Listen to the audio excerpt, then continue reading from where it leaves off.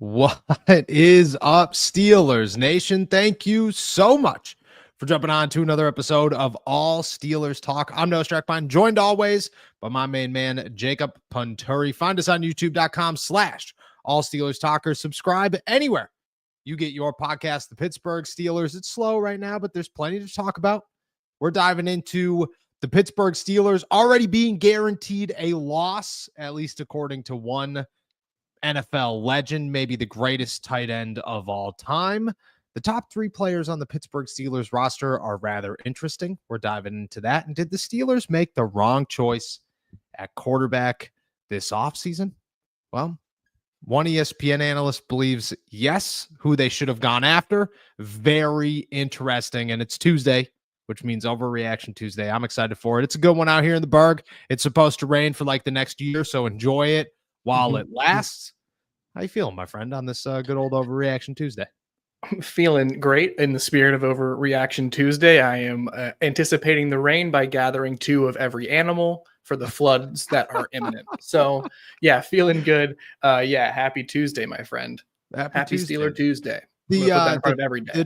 The two animals that you would collect is super interesting. What's the first animal you'd get? What's the animal you'd leave off? First animal is dogs for sure, because I got my 2 sweet little puppers downstairs and I would scoop them right up. Last one. Don't say cats, man. Don't say cats. No, never. I would have to pick probably like a mouse or something. The smaller they get and the quicker they scamper, the more I am afraid of them. I feel that. I will. So, not Steelers related at all, but we'll get into Steelers here in a second. I was at the gym the other day in the sauna, and I was the only one in the sauna. Felt great. And I looked down, and there's this big ass spider, dude. This big, hairy, sitting there. And I'm like, there's no chance, bro. There's no chance. And I immediately went into full hunter mode. I was, this spider will die today. I don't care how long it takes me. Took me a half hour of baiting this spider just to reveal its full self. And I killed it and left it there. I just was like, you know what? This is for everybody to see my victory today. Every old man that walks in this sauna after me is going to look at this spider, understanding what could have been in here with them. And they didn't. I agree, dude. The smaller you are, the worse. The more you should not exist as a creature if you are able to scamper like that. I agree. I like mice, but I think my argument would be spiders, and I hear the argument. I hear the argument to be made. All right, let's talk some actual Pittsburgh Steelers football here. We'll start with 2 news and notes. One being a former New England Patriots legend, tight end, Super Bowl champion, Tom Brady's best friend for a while, and now co-host of many things, including a podcast with Julian Edelman. Well, he's already guaranteeing wins for the New England Patriots. One of them includes the Pittsburgh Steelers. That's Rob Gronkowski, who said this just earlier today, quote, "We've got the Steelers number. The Patriots always take down the Steelers no matter what." The Pittsburgh Steelers travel to New England in week 3 of the NFL season. Drake May reportedly threw 4 interceptions the first day of OTAs today. Great. But on the other side of that argument, the Pittsburgh Steelers do not have a quarterback, so it doesn't matter who is throwing interceptions in New England because nobody's throwing the ball in Pittsburgh unless it's Mason Rudolph. I mean, we both had him as a win. Shout out to Rob Gronkowski for calling his shot, but do you think that it's actually going to happen? Based off of the history, or at least the last 25 years, sure, there is a huge possibility. From what I was looking up earlier today, the Patriots have the edge 19-16 over the Steelers in their all-time head-to-head competition. We haven't beaten the Patriots in the regular season since the 2018 season, if I am correct. And the last 3 times they've met in the postseasons, all AFC championship games, all losses by the Pittsburgh Steelers. So I think Gronkowski is very much correct when he says that the Patriots have the Steelers number.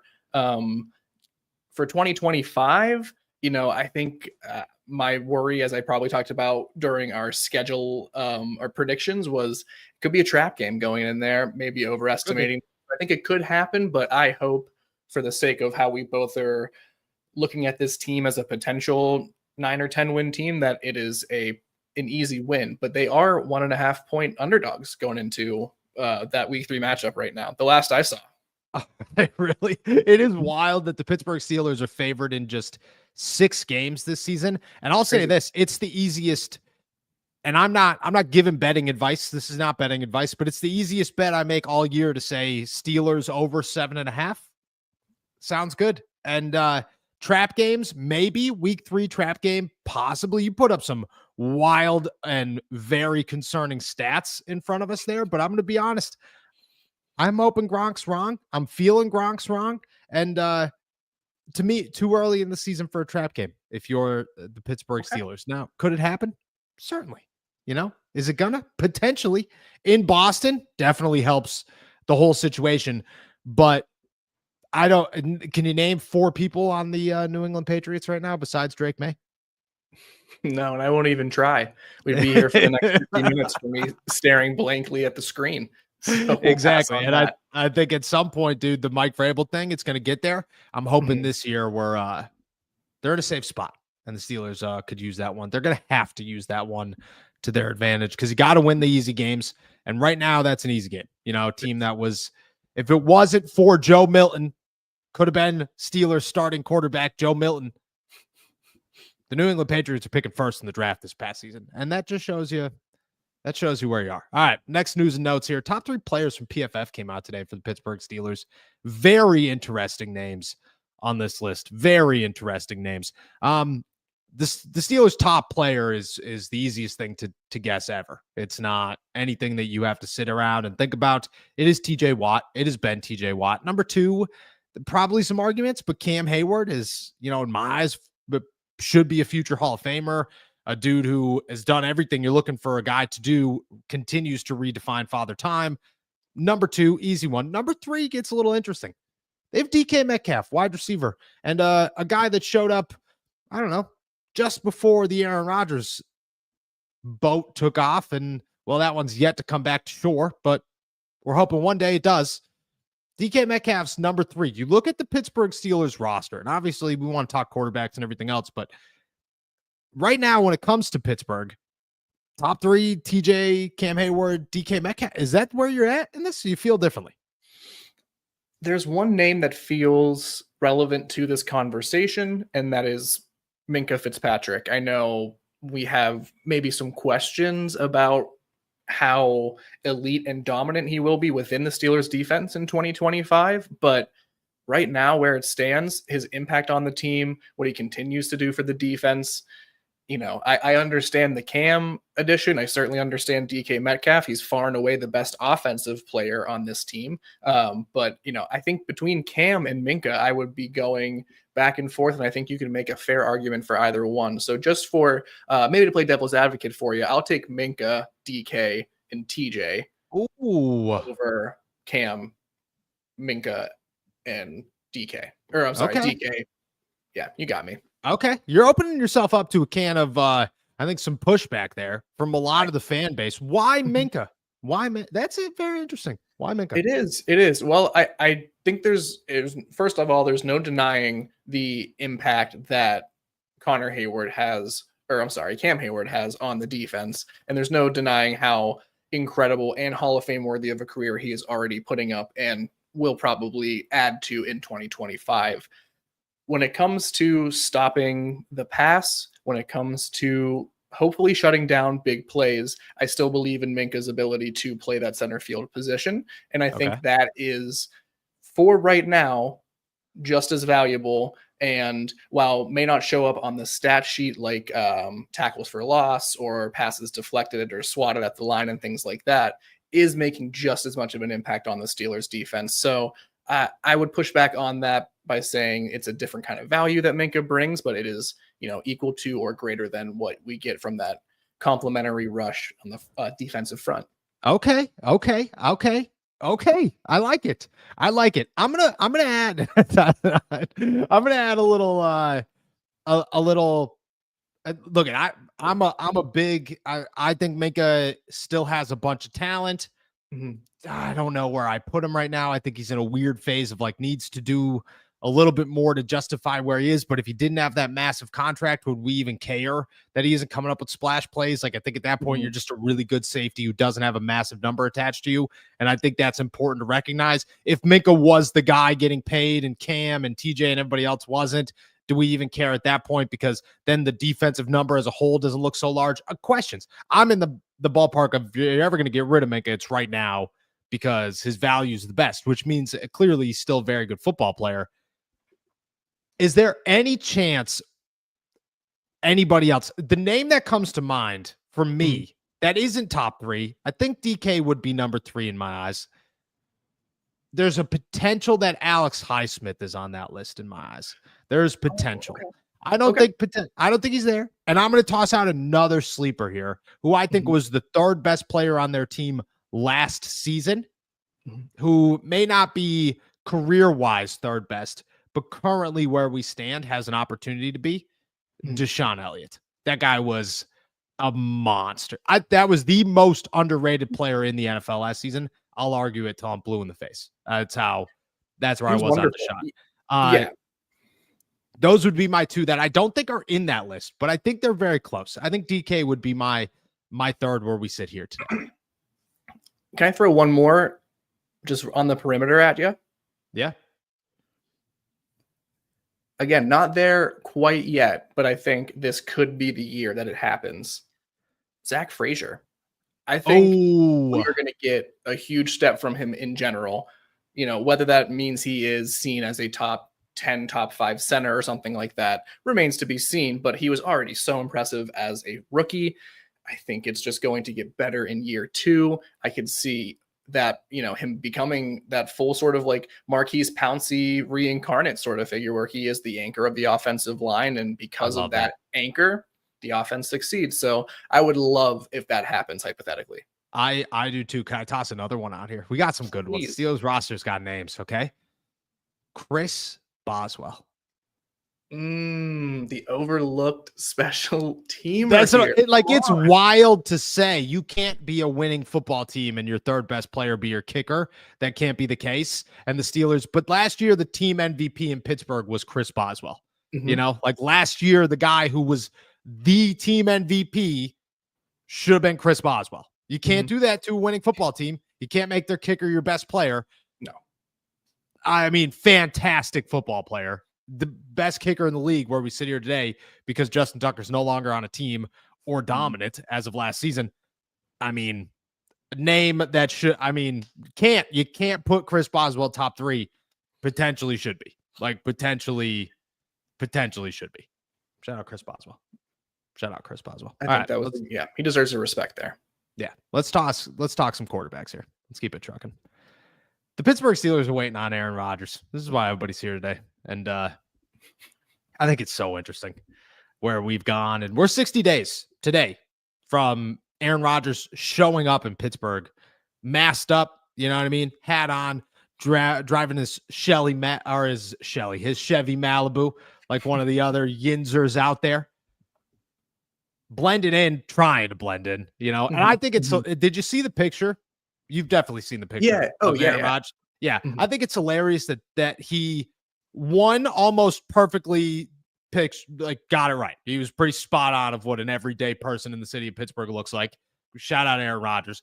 2, a little insulting that he was so easy to do, that this was, pretty spot on, perfect representation of what an everyday Yinzer looks like here in the city. I get it. All you got to do is watch one news clip. You're pretty good, but still 60 days since he's been here, which means it's been 2 weeks before that the conversations ever started. We are 74, 75 days away or since this whole thing. That's a lifetime. Okay. We are almost a third of a year into Aaron Rodgers and the Pittsburgh Steelers still not having an answer. Wild. Everybody's bashing on him. Everybody's hating the Pittsburgh Steelers. Everybody's got this to say. Everybody's got that to say. Well, ESPN's Evan Cohn said that the most surprising thing the Pittsburgh Steelers did not do this season at quarterback is go after Brock Purdy. Why? He said, quote, Pittsburgh didn't seemingly go after or go for Matthew Stafford when there was a moment to do that. They didn't seemingly go for Geno Smith when there was a moment to do that. They weren't in on Sam Darnold when there was a moment to do that, and they weren't in on Purdy, so they just don't want to pay quarterbacks. They don't believe quarterback is the position you should pay. That's what you learn. Now, there are some corrections to this that need to be made. One, the Pittsburgh Steelers were in on Sam Darnold. They were contacting Sam Darnold. They were in on Sam Darnold. Did they make a push for him? No. Did they ever think it was realistic? No. Was it their next option after Justin Fields? Yes. That was number 2, even if it wasn't realistic. Geno Smith, my friend, I'm sorry, but Mason Rudolph before Geno Smith, I would do it every day. I wouldn't even think twice about it. Like, to me, it's, you know what you're getting out of Geno Smith. He's 33 years old. There are certain quarterbacks that you could go after in that ballpark. Right now, the Steelers are looking like, well, that doesn't make sense. That one doesn't make any sense at all. 2, I don't know if they called about Matthew Stafford. What I do know is that Omar Khan definitely hinted at calling about Matthew Stafford during the NFL league meetings, that all options were still on the table, that they were still very open to adding another veteran, even through a trade. So I'm not going to rule out Matthew Stafford. I don't know if they ever called about Brock Purdy. I don't believe they ever did. Would they have? Should they have? 2 very important questions here. I mean, if you're going to pay $50 million for a quarterback, great. Has to be your guy. No questions asked about it. Brock Purdy may have been that guy. He might have been the closest thing to that guy for the Pittsburgh Steelers.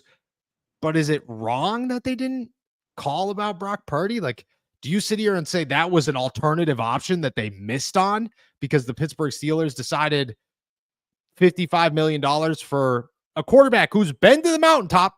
You know, he didn't win it, but he got you where you needed to go. He's been to the playoffs. He's been very impressive. He's worth every penny for the 49ers.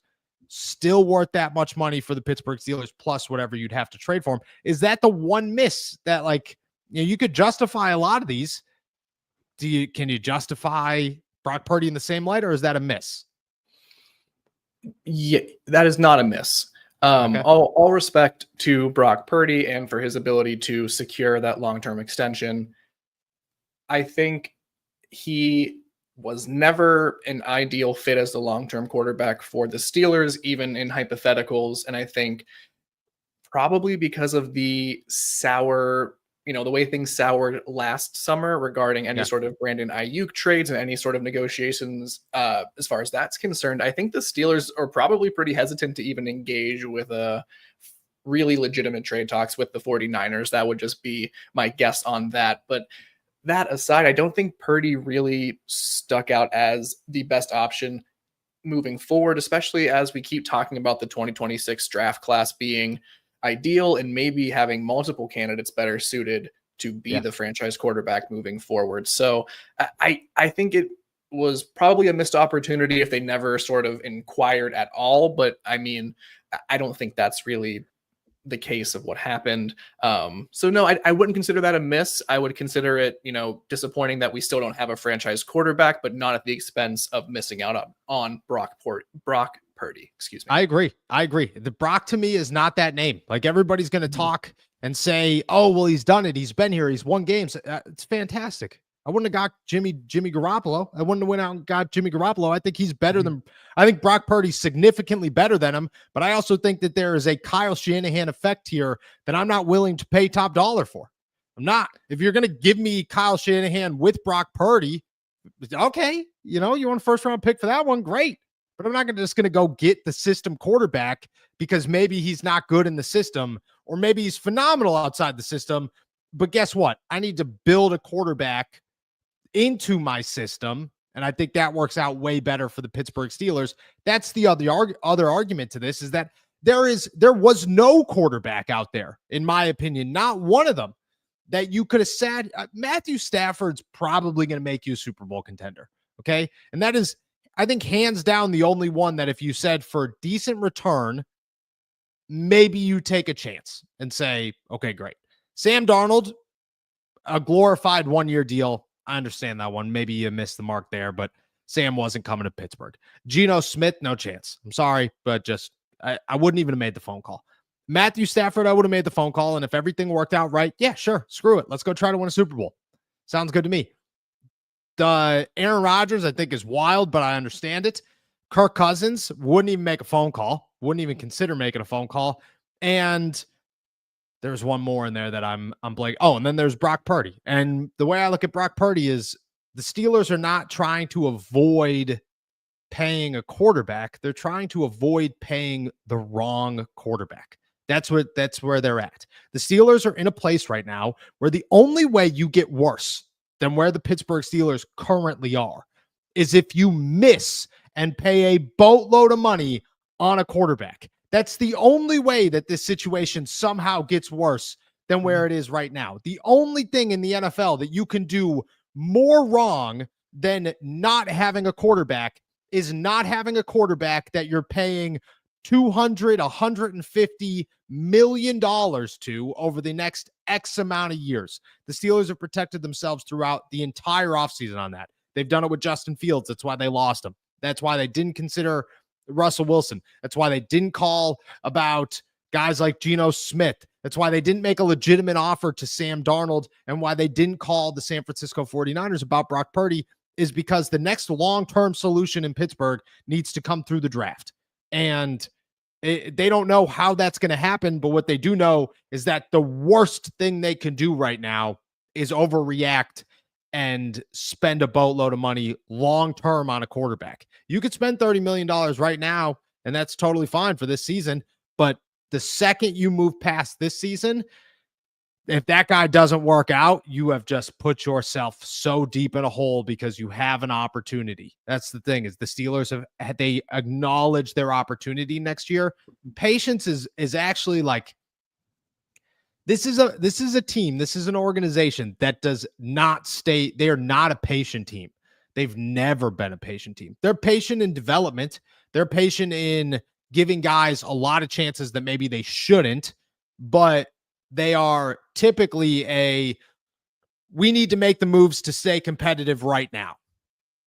This is the one situation where almost every time a team will overreact to make sure they could stay competitive right now. The Steelers are being patient. And to be honest with you, I think I give them way more props in doing so because it keeps you out of the rough. It keeps you in the fairway to say, how do I continue to play this hole and see if I could come out on top, instead of saying, damn, we just stroked it right into the lake because we just paid Brock Purdy $240 million and this dude sucks without Kyle Shanahan. You know, I think that's the only way you get worse. And to be honest, I respect that they are not trying to do that. 100%. I mean, look, here is where the debate for me about Brock Purdy sort of ended. Was I thought about it. How many Super Bowls does Brock Purdy have? 0. He's been to a Super Bowl. Great. How many Super Bowls did Jimmy Garoppolo win? 0. Also went to a Super Bowl. Great. Only thing that's the common factor there is the head coach. I have more faith in the head coach than I do the players making the system work within that system that the head coach has designed and implemented. So just by that alone, Brock Purdy does not equate to a $55 million a year quarterback for me. No, not for the Steelers moving forward, not in the situation they're in. If it pays off in a Super Bowl for the 49ers, hey, great for them. That's a great move. They've kind of put it all together. But no, it still does nothing for me in terms of FOMO of Brock Purdy as a franchise quarterback. I think the Steelers have a much brighter future on the horizon regarding signal callers than Brock Purdy. I agree. There just is not the NFL has a quarterback problem right now. And the problem is that there just aren't that many superstar quarterbacks in the league. There's not. There used to be so many of them. Like you used to look around and go, wow, dude, Peyton Manning, Tom Brady, Drew Brees, Aaron Rodgers, Brett Favre at one point was in there, Ben Roethlisberger, You could even go to like at times like Chad Pennington was running around making plays. Dante Culpepper was in the league before that. Eli Manning was, Phillip Rivers was here. Like Carson Palmer, Kurt Warren, like they were all over the place. Name the superstar quarterbacks in the NFL right now. Patrick Mahomes, Jalen Hurts, Lamar Jackson, Josh Allen. Both of them haven't won a Super Bowl. Nobody else has. That's where the NFL is. Don't go, just try to get the next round. This wave stunk. Let's hope the next wave's better. I think that works out better for the Pittsburgh Steelers. I truly do. Like, I think that the way they're handling this situation is way better and provides way more upside in the end of this. You're taking less risk, but a more educated bet on yourself if you're the Pittsburgh Steelers. I respect it. It's going to come for a wild year, maybe a loss to the Patriots, but, it's here and it's happening. All right. That's everything I got on the quarterbacks right now. I do have one question, though. The flag football thing just got passed. The NFL will finally allow their players to participate in the 2028 Olympics, flag football Olympics. Anybody on Pittsburgh you'd send to the Olympics to play flag football? DK Metcalf in a minute. Without question. I mean, without question. What other country? Like, come on. None. You're not. There are not physical specimens. I would maybe football. I would just send DK Metcalf. Like, you don't even need the rest of the roster. I mean, he's DK Metcalf, Travis Hunter, because he could also throw the football. Lamar Jackson. You're putting Lamar Jackson out there, so I would honestly, I'd just send those three and all right, Saquon, I guess. But I just don't even think you need him. Like, I just think you're just totally. DK Metcalf is such a good answer. It's there's nobody else, to be honest with you. Calvin Austin might outrun everybody. Yes. But I just don't. I'm not putting anybody else out there. It's DK Metcalf without question. Incredible to see. Yeah. Shout out DK Metcalf. All right. It's that time. It's Tuesday. I'm super excited for it. We're diving into Overreaction Tuesday. And with that said, let's get it kicking. It's a fine line between, drinking wine and squashing grapes, as we say in this business. And sometimes it's very subtle. Sometimes it's very subtle, my friend. Jake, I know you got a couple for me. I'm excited for them. Hit me with them. Let's get it kicking. All righty. First one for you. We talked about this just a little bit. The New England Patriots game. I mentioned they're currently, several months out, a 1.5 point underdog. I think the Steelers should be underdogs by more. I think the Patriots should be favored in that game by at least 3.5 points. Oof. 3.5 points? You're real high on Drake May. You got to be really high on who Drake May can be. I mean, right now the Steelers are walking in there. Mason Rudolph's the starting quarterback. Mike Vrabel, you're getting the new coach. Oomph, it's gonna give you something. Is it gonna give you everything? No. Is it gonna help in the beginning of the season? Probably. It's probably gonna do its most efficient work right at the forefront there. Mm-hmm. Oh my gosh. 3 points though that's a win. Like, that's not Steelers. That's a win. You've won that game. Like, with authority, you won that game. That's a lot for the Pittsburgh Steelers to lose by. I think I would say it's an over. When I look at the Patriots roster, you still don't have an elite defense. You got a lot of holes there. You got real good in the secondary. But Milton Williams, I mean, maybe, but we don't know yet. We're not there yet. The offensive line is still atrocious. And awesome, Will Campbell, but maybe Will Campbell in his baby arms turn out to be Kenny Pickett in his baby hands. Nobody knows. You have a running back in Trey Henderson, but I mean, I don't know if that's going to work out yet. And Stefon Diggs, awesome if he could play. But besides that, who's your wide receivers? Who are your wide receivers? You don't have any.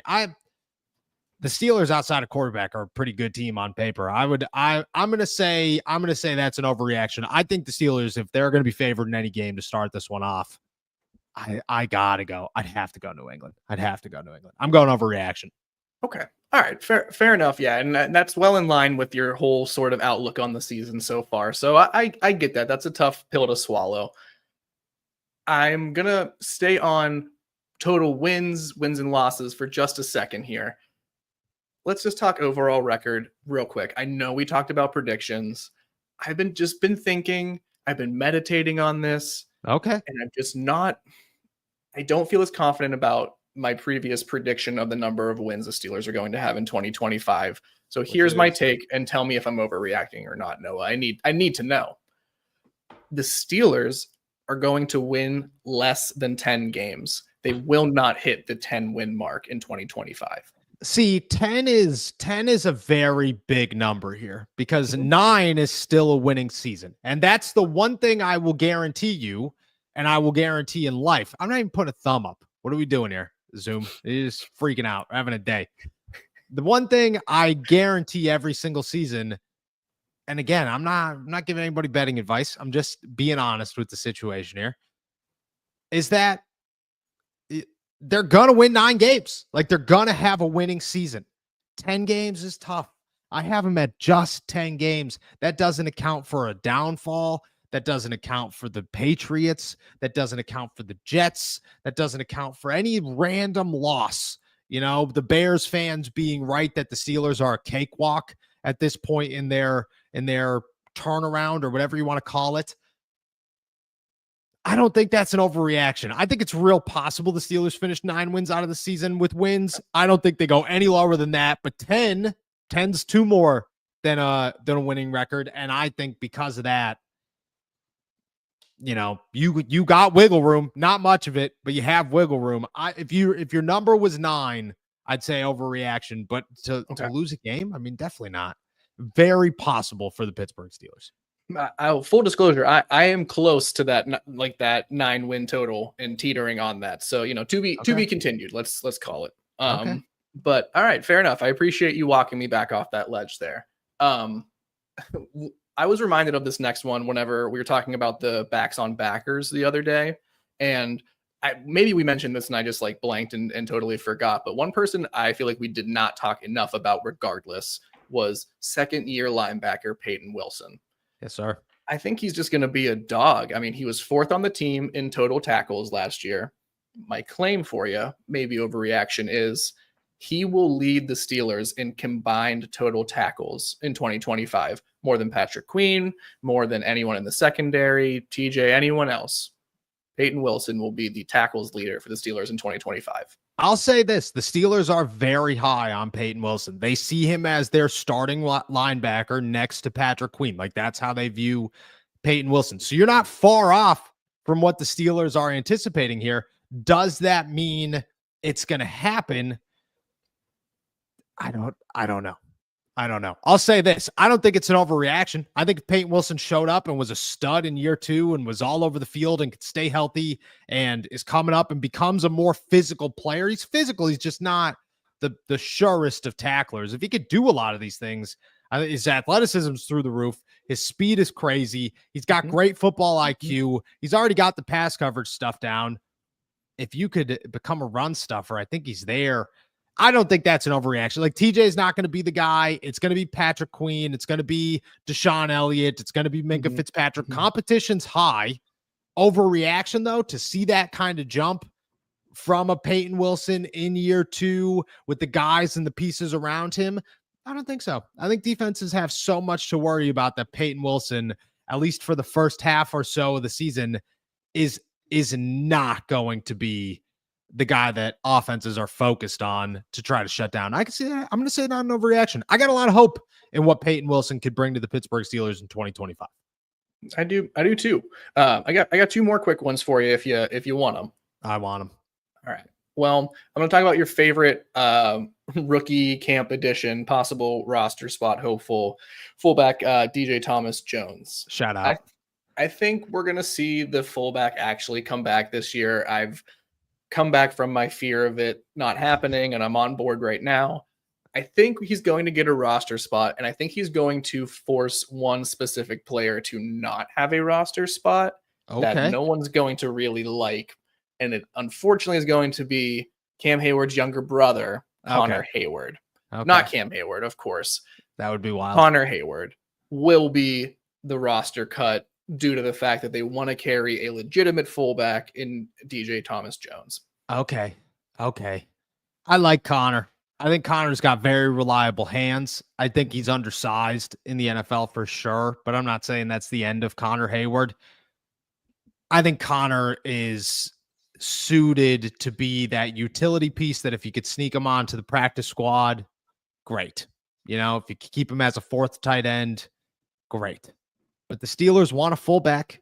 They've made it abundantly clear that they want a fullback, and DJ Thomas-Jones looks like a fullback, plays like a fullback, has the body of a fullback. This dude is built, scary, big, and hits you. That's what you're looking for. And to have him lead Caleb Johnson and Jaylen Warren and Kenneth Gainwell through a hole would be so nice and something the Steelers have needed for a long time. So in this hypothetical, guys like Cordell Patterson in my head are already gone. Donald Parham's impressing enough to stick around. You didn't make any crazy changes at wide receiver. Like, there's no more holes. The guy that has to be cut is Connor, and I could see it happening that way. And I'm going to be honest with you. I think it's a possibility. Like, I think Connor Hayward is a potential practice squad guy this year. Do I feel great saying that? No, but I like Connor. I think he's better than his size tells him he is, or tells us he is. But you need a fullback, man. And DJ Thomas-Jones looks like a fullback. 3 for 3 here, not an overreaction in my head. I think this is a very possible outcome this offseason. All right. Well, a little timid on my part then. Let me throw you my last one real quick then. Yes, sir. I'll just come right out with it. Will Howard will start more games than Mason Rudolph in 2025. Oh my gosh. Will Howard will start more games than Mason Rudolph in 2025. Well, I mean, that number could be so drastically different. It could be one. It could be one. It could be one game. Mm-hmm. It could be 6 games. It could be Mason Rudolph could get 6 to start the season off, get benched, and Will Howard's in there. We don't know. Aaron Rodgers still isn't on this roster. I want to say this is an overreaction. I think we're walking the line very, very close. I think it is an overreaction where we sit right here because of just the outcome that is most likely today is the Steelers signing Aaron Rodgers and he being their guy and Mason Rudolph being the backup. And if anybody else is going to start in Pittsburgh this year, it's going to be Mason Rudolph because Aaron goes down with some sort of injury. If Mason starts, I mean, what's the wiggle room? Where is the leash? Do you let them go 3-3 before you test something out? Do you let them go 4-3, 5-3 before you test something out? Where's that wiggle room? I think at that point, there's a conversation. I think this is an overreaction, but that's just because, like, there's just no chance that where we sit today, Will Howard walks into the season as quarterback 2. There's just no way that he walks in above Mason Rudolph and they do him that dirty. I just can't see it happening. I'm going to say this one's an overreaction. I don't think it's as far off as it just seems on paper, but I do think it's an overreaction. Overreaction. All right, we got a couple in the chat. There are some good ones for sure. American Steel overreaction. Aaron Rodgers will play so badly by week 8. The only important conversation will be has Howard done enough to start over Mason, because the Steelers will have cut Aaron Rodgers. Overreaction or not? Not an overreaction. I want to buy into Aaron this Rodgers continued dramatic train that seems to be an express ride into more craziness for the 2025 season. And if that is the case, why not Aaron Rodgers, one of the greatest quarterbacks of this era, shows up in Pittsburgh and gets cut in the same season? Crazier things have happened. I'm on board for it. I'm not saying I'm going to bet on this to happen. Oh my God. I think it's a moderate take. Moderate take. I'm on you, and American Steel are in the ocean swimming, dude, because you're so overboard. In my head, on the over, cut. how bad he would have to be, how brutal the situation would have to be for Aaron Rodgers to be cut by the Pittsburgh Steelers. I mean, Brutal. to each their own, but yikes. Yikes. American Steel's got another one here. Overreaction. The next great terrible towel will be an AST terrible towel. We're having some difficulties in the legal department with this one, but we're working on it. Carlos Spackler. Overreaction. We have a successful season. AFC chip game or better. Aaron signs another year, and Manning comes out in 2027, not 26. It's been the plan all along. Pittsburgh hosts draft a smokescreen. Super AFC championship game or better with Aaron Rodgers. He comes back for 26, and just who cares what happens, because at that point you've done it, and now you go to get your quarterback. Overreaction or not? I was genuinely, for the last 10 seconds, trying to find a way to spin that to make sense, just to see if I can make it sound like a regular claim.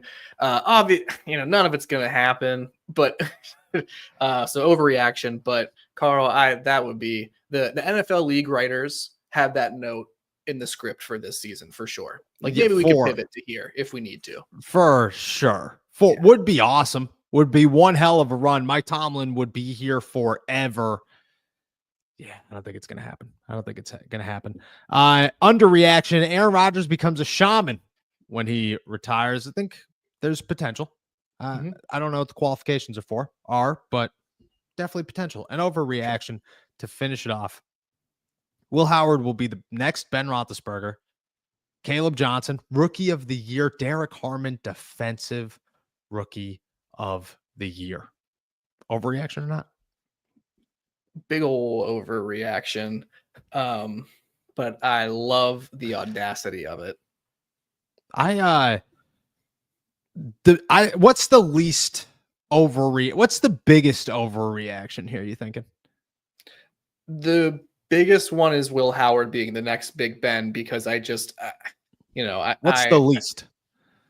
I would go with Johnson winning Rookie of the Year. I think is so the most likely out of those three. I like it. I agree. Shout out Caleb Johnson. Will, man, we're hoping for the best. Prove me wrong. We're hoping for the best. All right, that's our overreaction today. Shout out to you guys, Jake. Shout out to you. Fantastic as always. With that said, we're going to close out the show the same way we do every day. But first, we got a quick word from our boys over at Factor. Make this your best season yet with nutritious 2-minute meals from Factor. Eating well has never been this easy. Just heat up and enjoy, giving you more time to do what you want. Get outside instead of prepping and cooking indoors. Factor meals arrive fresh and ready to eat, perfect for any active lifestyle. With 45 weekly menu options, you can pick gourmet meals that fit your goals. Choose from Calorie Smart, Protein Plus, Keto, and more. Factor powers your day with satisfying breakfasts, on-the-go lunches, premium dinners, and guilt-free snacks and desserts. It's easy to savor more this spring. Factor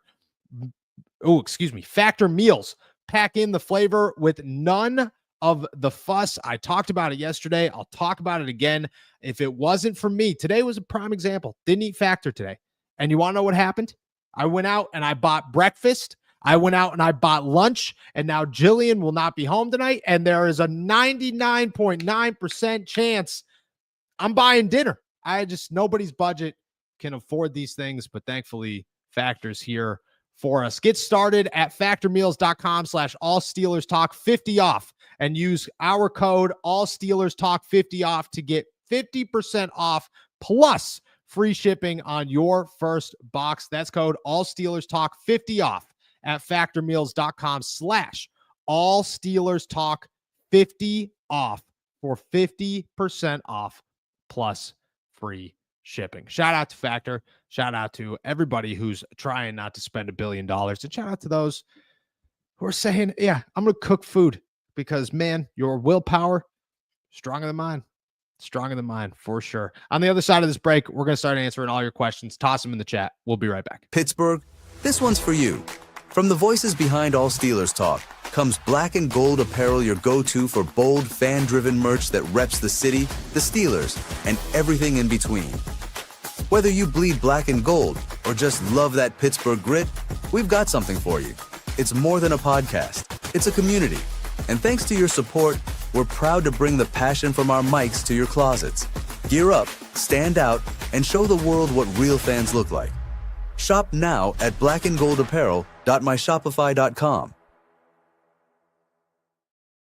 Shout out to all of our members. Shout out to our super chatters. I want to bring Ape up here or eat leftovers like I am right now. I will be honest. My house, I have this thing. Did you ever hear this? Way off topic. Did you ever hear that it takes 2 years? Like you have to get to a weight and then you have to stay there for 2 years before your body just naturally stays there. Before it's just like, I did not know that. Yeah, it's super depressing, right? It's like super like, wow, that sucks. Like, yeah, I'm going to get there and then I have to stay there for 2 years. Wild. All right. So me and my wife learned this. And because of that, we got married. Things, were great. Then we decided to get real fat. I mean, for me, it was fantastic. She didn't get fat, but I got way too fat, way too fast. And now we're going back down. So the problem with the leftovers is that we don't have leftovers in this house. You know what I mean? So, and we live down the street from a market that makes phenomenal tuna sandwiches and Reuben's, and then a coffee shop who makes phenomenal breakfast ham pies. It's just impossible to eat leftovers. Okay. I want to do it. We don't have them. So instead, my new hack though is I did get a creamy.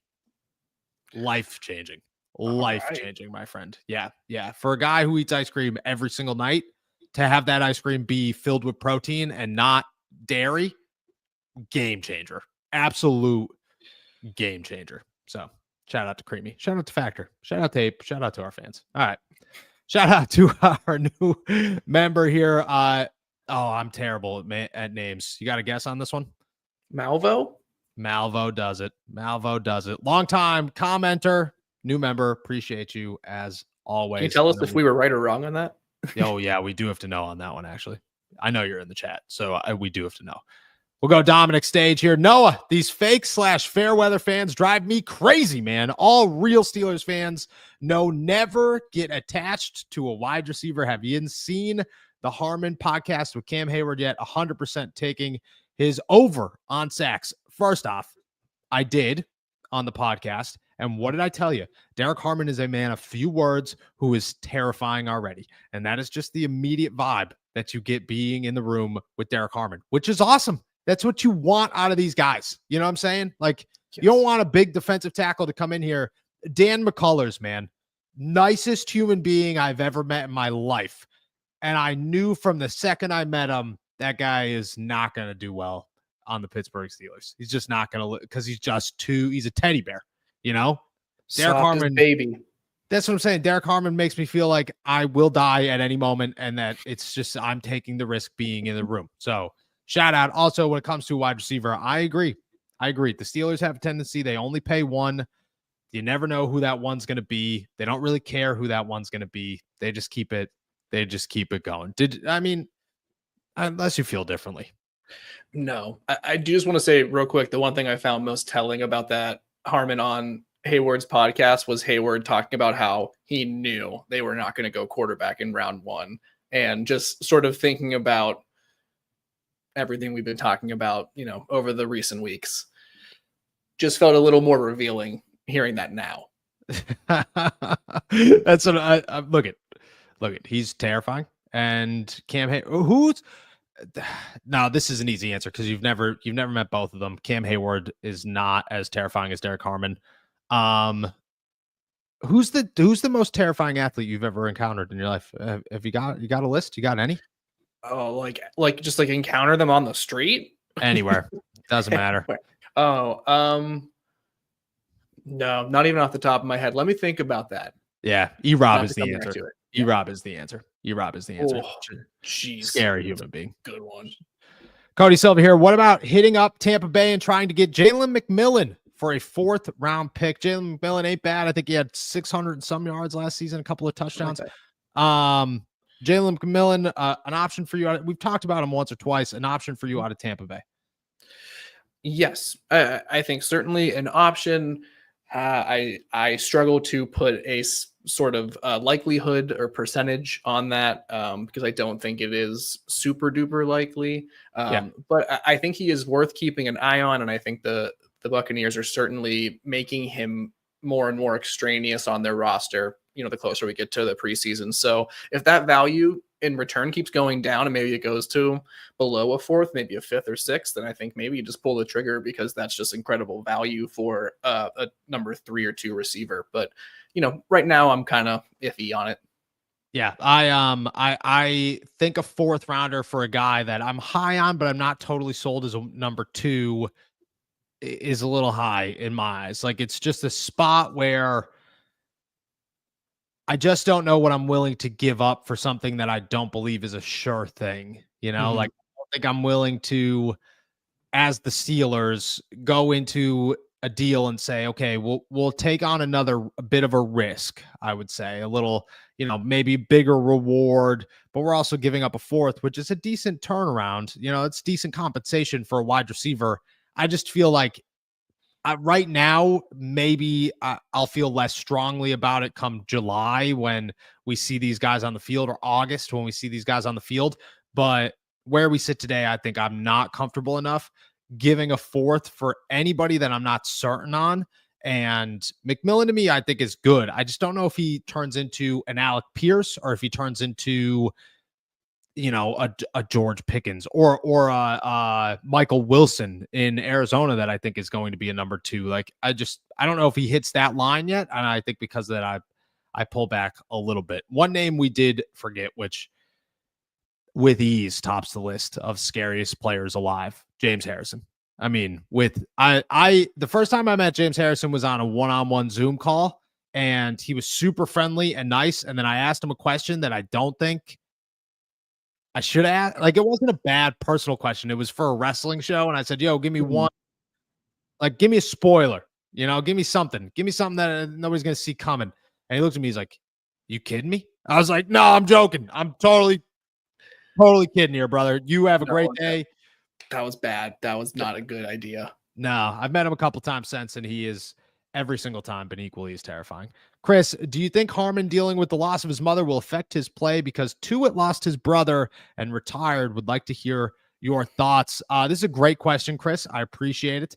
And I'll be very honest with you. Like, I think it motivates him a lot. I think he understands the situation that is in front of him. I don't think I think he's still dealing with it. I think he's still trying to cope with it. And I don't know Derek Harmon like that, so I can't speak on him.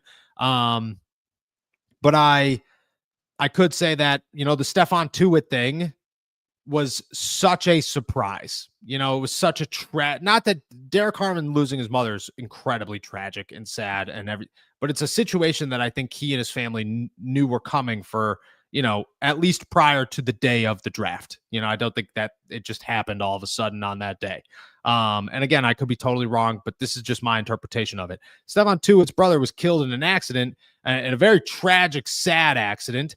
And him and his brother were incredibly close. And it just pulled the life off of him. It pulled you saw him, like, he didn't have the drive anymore. And you understand that. Like, I could never understand the feelings that he went through. But I think that's the difference. Is I think Stefon Tuitt was so tragic and unexpected that it made him just kind of pull back from giving everything to the NFL. And he realized that at that point, you can't give 60% into this. It's either all or nothing in the NFL. And he didn't have that to give. And I think that's why he retired instead of, I think this situation is definitely different. Still incredibly tragic and sad, but I think Derek's going to be able to use it as a motivator and kind of look at him as if, he's got a guardian angel looking down while he's on the field. That's my interpretation of the situation. Again, I don't know Derek like that yet, but I hope one day I do. And,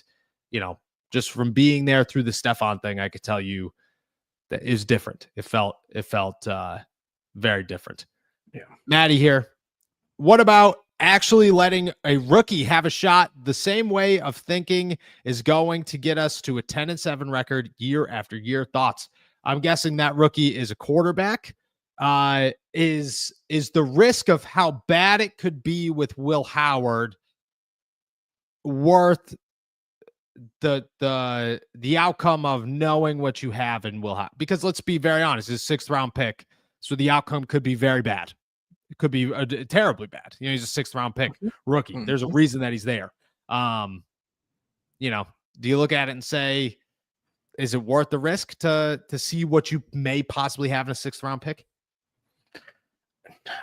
No, I really have a hard time getting fully on board with Maddie's questions and line of thinking. Right now, it's just, I agree that there is something maybe broken, or there's something wrong with the roster construction goal or scheme that is keeping this team in limbo. But I think the biggest thing is they just don't have a franchise quarterback, which seems to just be somewhat of their own doing, but also very much due to factors outside of their own making and anything that they can even get to. Like we were talking about before, there's only, a handful of franchise quarterbacks available. It's unlikely that they found the diamond in the rough in Will Howard in the 6th round. I'm all for shaking things up. I'm all for giving rookies a chance to play. I'm all for finding a new way to win and innovating in the NFL. I don't think that is the direction to get this team above a 10-7 record in 2025. I think it's, like you kind of indicated, likelier that this team would regress significantly in 2025 with 17 games of Will Howard starting. Is it worth it? I don't know. I doubt it.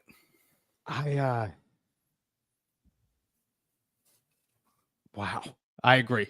I don't know if you're taking the risk on, if it was a 3rd round pick, I could get on board. 6th round pick is a guy that you drafted the same round as Connor Hayward. Like that's what you're looking at it as, going, this guy's a project and you're going to see what happens. I just don't know if it's for where the Steelers are in the work. Like it'd be so hard to tell TJ Watt, hey dude, we're going to start Will Howard this season and we're just going to see what happens. You're just not going to get everybody on board with that. And you have to think big picture with that one. Roger Goodell says that a 16-game season internationally is very near. And let me tell you, there are a lot of players who hate that idea.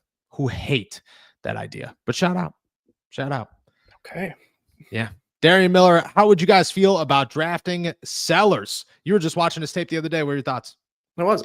I think that would be great. I'm still not 100% sure where he is in terms of the other quarterbacks and how far he may be ahead of them. But I mean, watching what he did last year, exciting stuff. The guy has a lot of tools that I think would be, one, a huge change of pace to, the Steelers organization in terms of quarterbacks they've had. And 2, it looks like he's got the tools, the makeup, and the sort of charisma, swagger sort of thing that we've been talking about with Will Howard, where, you kind of see him as like a leader of your team. So, if that continues when the season begins, the NCAA season begins, then you might hear me getting very much on board the Lenora Sellers train. I agree. I think he is very high on my list right now. There's another question out there. Who's my top guy? I think it's Gus Newsomer. I do, but I think Sellers has the mobility that's over guys like Newsomer, maybe Aller compared to what you think about him.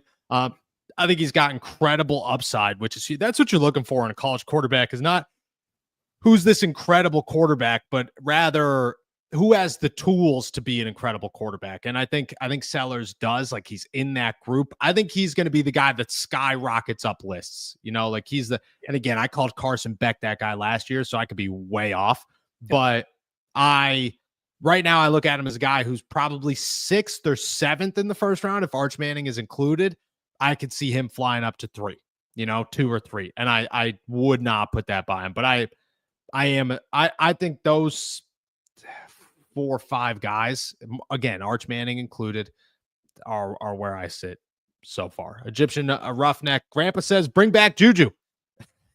Shout out Juju SmithSchuster. I think he's in Kansas City still. I think he resigned in Kansas City. There. Yeah. Shout out to Gramps. Shout out to Juju SmithSchuster, man.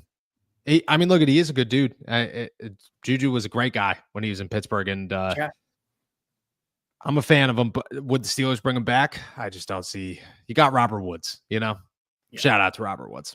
Chris here. Guys, would you want the Steelers to trade for Tyreek Hill? He's an incredible talent, but the risk of him destabilizing the culture gives me pause. The Steelers have put a lot of effort into stabilizing the culture because it was not very stable. Tyreek Hill in your head, I mean, to me, it's a guy with massive upside who has earned the ability to become a bit of a dramatic player. That was the argument. George didn't earn that ability yet. And not that anybody should be, but in the NFL, you earn that. Tyreek Hill has. It doesn't mean that he's worth it. I don't know. If the Steelers are looking Super Bowl, I don't know how you go past it, though.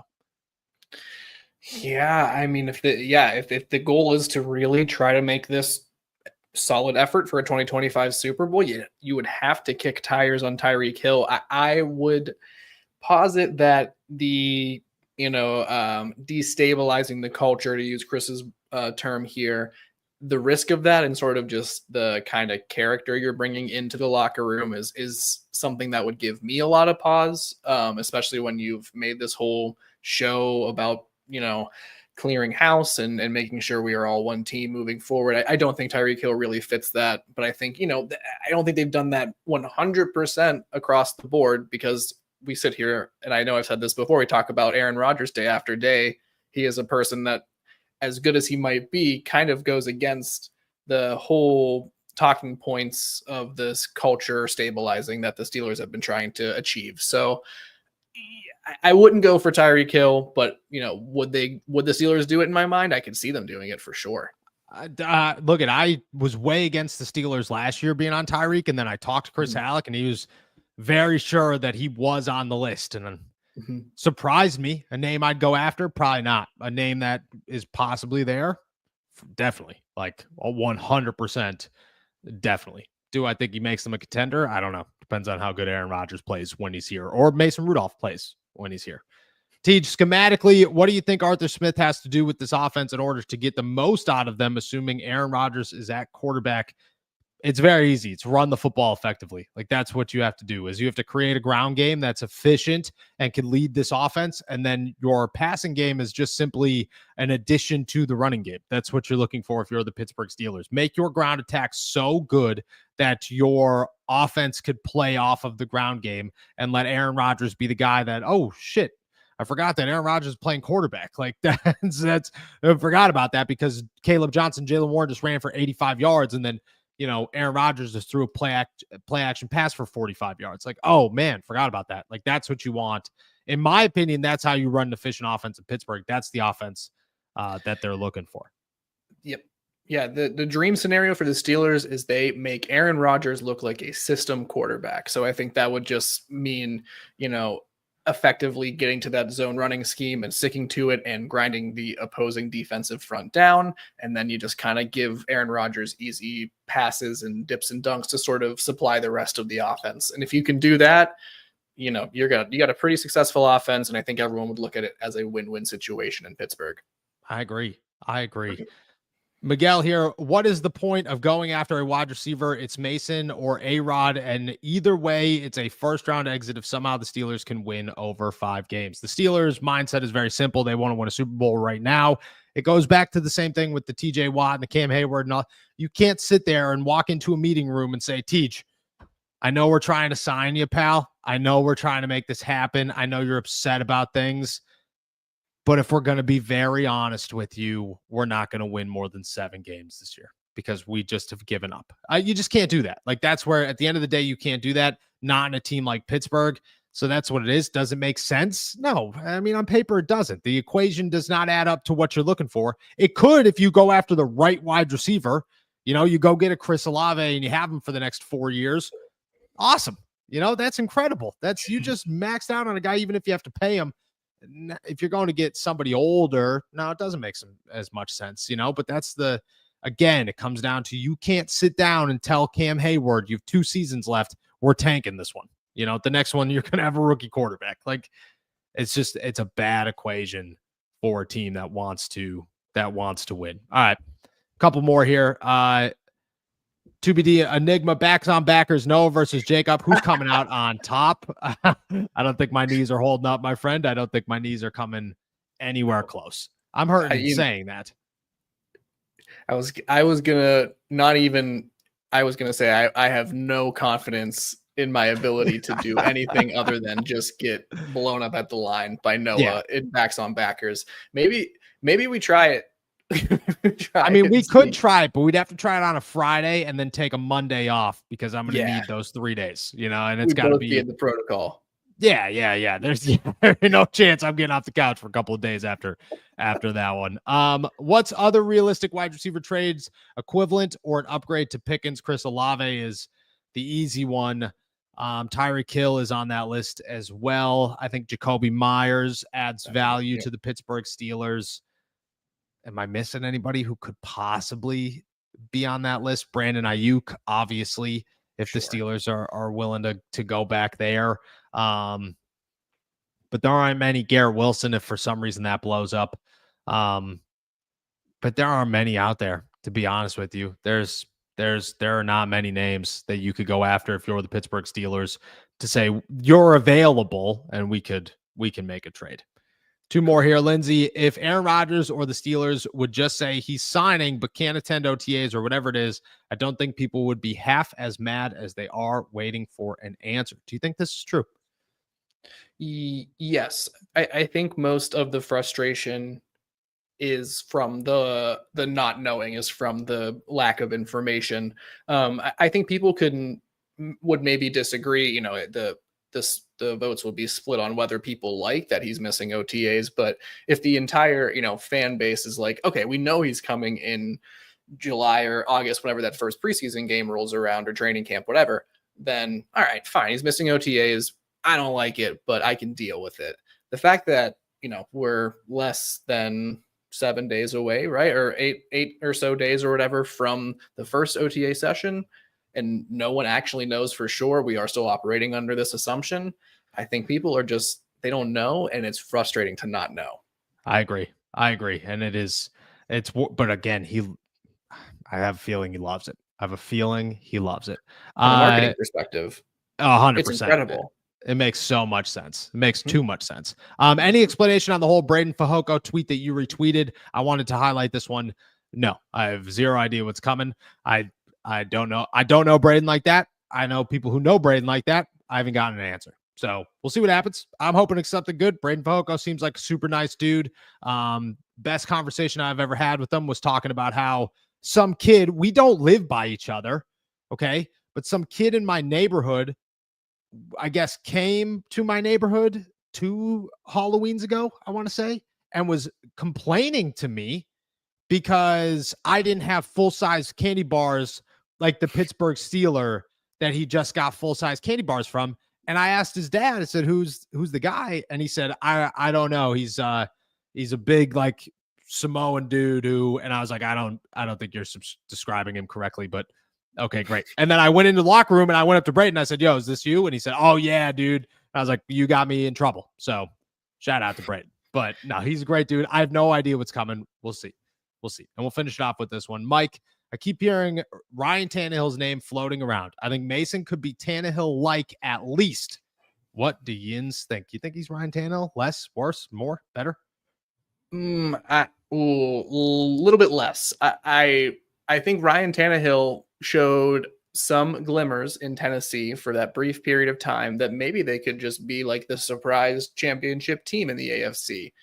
I have yet to see anything beyond just like capable of winning a couple games from Mason Rudolph. So yes. I can see how it's sort of like an apt comparison, like person finds success later in their NFL career, figures it out. Maybe Mason is at that stage. I don't see it right now, but best case scenario, sure. My thing with Ryan Tannehill is Ryan Tannehill made the playoffs before Tennessee. Like he was a starting quarterback before he was a top 15 pick before the Tennessee Titans. Like all of these things happened. And that's where do I think he's better than Ryan Tannehill today? Yeah, definitely. Do I think that he's got potential to be a guy that maybe in Ryan's last year as a starter he met? Yeah, definitely. Do I think that Mason Rudolph could reach the levels of Ryan Tannehill? I don't. I don't. And I want to say yes. Mark Caboli will tell you that Mason Rudolph's the best quarterback on the planet, but I just don't sit in the same boat, and maybe he changes, but I think you have to temper your expectations because I think he could be Tannehill like? Do I think that he reaches what Tannehill was? I don't. I just don't think that that's. Well, now that being said, the Steelers aren't going to win through Mason Rudolph this year. They're not even going to win through Aaron Rodgers if that's the case. They're going to win through Caleb Johnson, Jaylen Warren, and that defense. And if those things could be Derrick Henry like, which I'd give that, I'd say, hey, if Caleb Johnson and Jaylen Warren combined can be Derrick Henry like, possibility. 2,000 yards, probably not, but close. And I think that's more realistic than banking on the quarterback to be the guy who saved the Titans. That's how I'm looking at this. All right. With that said, everybody, we're heading out of here. Thank you guys so much for jumping on to another episode of All Steelers Talk. Make sure to subscribe to us on YouTube, youtube.com/All Steelers Talk. Check us out anywhere you get your podcasts. And as always, find all of our work at si.com/NFL/Steelers. With that said, we'll be back tomorrow. And don't forget to call in to tomorrow's call-in show. Enjoy another beautiful day in the Berg. Peace.